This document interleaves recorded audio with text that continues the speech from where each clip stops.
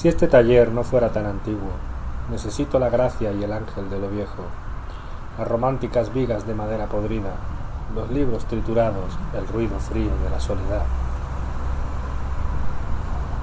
Camino este lugar que me acompaña, muladar en el que convergen estas manos, el suelo áspero y carcomido donde hollar la tela lechosa o vivir los tributos y la decadencia inmanente a los días. No es el légamo donde vivo tan igual al mundo que se derrumba, paso de Jim Beam o ave fénix al cielo del arte. Lo quitamos todo con dos rocas al olvido, dos rocas de voy y vengo, y después dejamos eso, esto y aquello. Vamos a ver qué tal nos queda.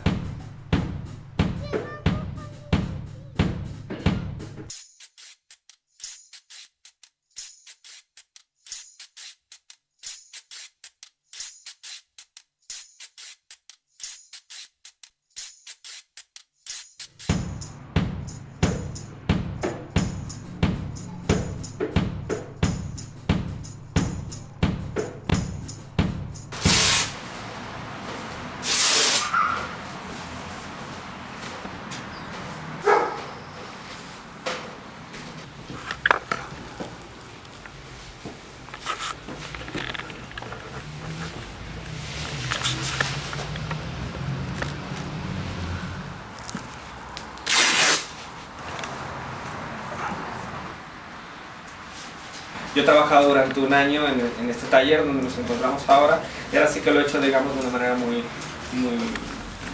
misántropo o muy ególatra, en el sentido de que no compartía el trabajo, prácticamente no dejaba entrar a nadie en el taller, ¿no? Entonces tenía ganas de hacer un trabajo más colectivo o más en equipo, ¿no? Bueno, realmente este proyecto es sobre la meditación, o sea, estaba pensando de qué manera ciertos conceptos antiguos y nuevos sobre la meditación, sobre la espiritualidad se podían llevar al arte, ¿no? Y precisamente porque si no, toda esa idea de la espiritualidad sería un poco raro, ¿no? De estar nada más retirado en tu meditación o en tus pensamientos solo, sin compartir o sin aprender a convivir con otros. Llevamos trabajando ya un tiempo. Tuve la fortuna de haber sido considerada junto con otros compañeros para ver la producción de esto en concreto y cómo es que se desarrolló todo el proceso en un día de trabajo de la producción plástica de esto en particular, pero detrás está todo ese trabajo de algunos años también.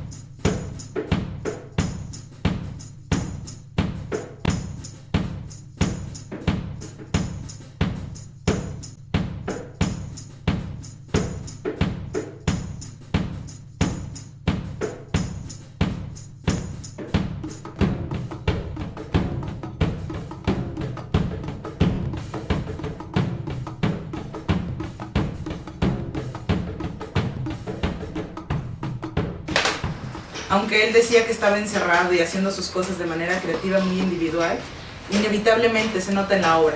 Cuando tú la montas en un museo que justo te invita a mirar al otro, te invita a esta retrospectiva y asociar el arte contemporáneo con ese arte antiguo, con esas grandes cabezas que quizá en términos directos no tiene tanta relación, sí encuentras hilos conductores que te van llevando a esas preguntas que siempre son las mismas en las producciones artísticas. ¿Por qué? ¿Cuál es la importancia o el impacto que llega a tener una producción plástica en determinado tiempo?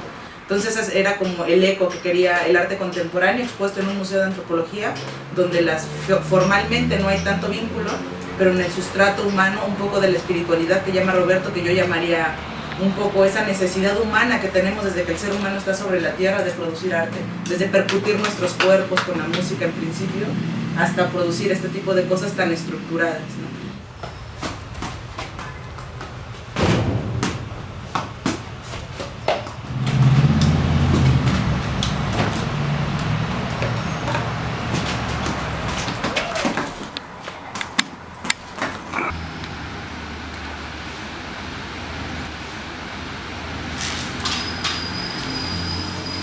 Yo pensaba y sobre todo en el arte, porque tienes que estar teniendo esa conversación todo el tiempo, ¿no? Que tiene que ver con el ego, ¿no? Del personaje con el que vives, ¿no? Con la noción de lo que te han dicho que eres, lo que tú crees que eres, ¿no? Y con lo que vas caminando durante tantos años, y de repente necesitas reciclarte, ¿no? Esa parte de la mente que observa al observado, ¿no? O sea, hay como de la mente fragmentada, digamos, que en un momento dado empiezas a verte y empiezas a rechazar conceptos de ti mismo o a transformarlos, digamos. Esta obra en particular creo que viene mucho del ir y venir entre la construcción y la deconstrucción, ¿no? Es un taller que un poquito nos lleva también a un modo de vida muy particular, que es el de estar aquí todo el tiempo, el de estar produciendo y estar moviendo cosas. El movimiento de todo, como estos movimientos de memoria y de producción también. Entonces ha tenido muchos borradores y cosas que de pronto quedaban debajo de la mesa y producciones que en algún momento implicaron una necesidad muy en concreto, pero que quedaban botados por ahí. Cuando limpia para mover la obra y para empezar a montar esto, se da cuenta de que es algo que, bueno, ya no sirven, son borradores, es algo que ya pasó hace mucho tiempo y los pone en bolsas de basura, ¿no? Lo que vemos en términos de materialidad aquí, ya está en una bolsa de basura, pero va dejando esas huellas en sus producciones cuando él está haciendo esto mismo. Es decir, son cosas que están impregnando todo lo que viene, o sea, de la nada, ¿no? Entonces el móvil viene justo de eso, de esa necesidad que se ha ido construyendo con el tiempo y que habla mucho también de su devenir como artista.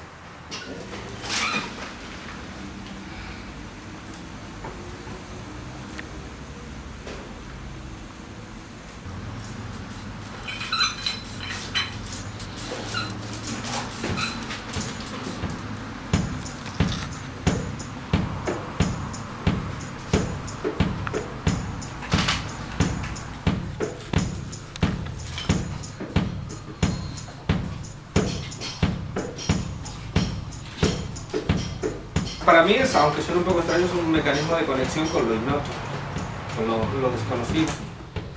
No quiero decir que no haya control, lo que te decía antes, hay un proceso donde tú has pensado de qué manera vas a conseguir eso que has visto en tu mente, ¿no?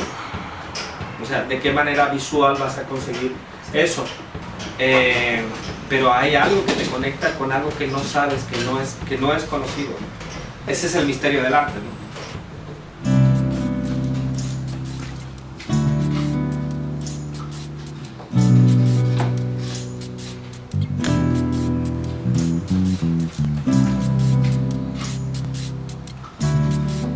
Lo que ya no controlas es lo que estás sintiendo en ese momento, es este ir y venir de nuevo, ¿no? Claro. Lo que se está produciendo, lo que se está impregnando en el lienzo, pero por otro lado lo que él está teniendo como vivencia y que se está vertiendo con la misma fuerza que se puede notar en la pintura.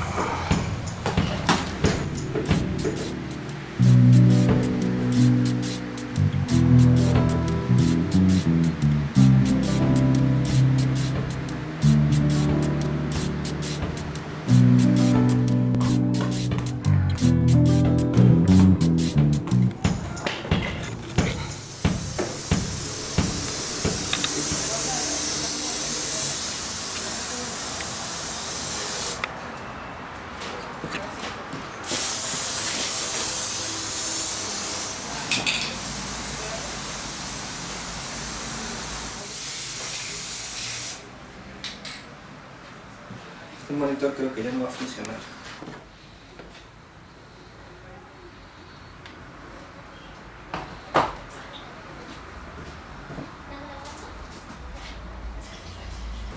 Fija las manchas que tire. Adiós.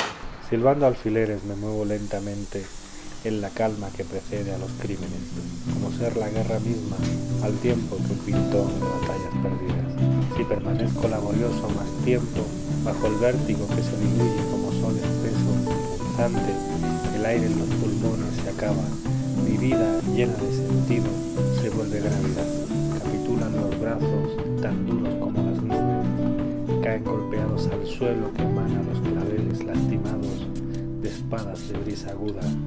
Respira, no hagas nada, solo respira. Respira. De los pensamientos generan acciones, ¿no? Y la acción genera un control determinado que se expande hasta que ya no hay control de ese pensamiento.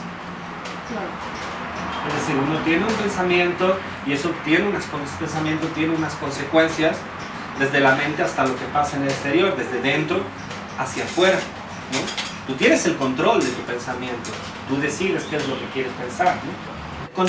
Intentamos controlar lo que pensamos o intentamos observar lo que pensamos, ¿no? Y a partir de ahí es como, igual que cuando le damos fuerza al móvil, le damos una vez fuerza, ya pensamos, por decirlo de alguna forma, mediante esa acción. La energía que tú le pongas te va a dar el rebote de nuevo, ¿no? La energía de tu pensamiento o la vibración de tu pensamiento te va a regresar ese pensamiento otra vez. ¿Más fuerte? Mira, mira, mira cómo da vuelta solo. Bebé. Es magia.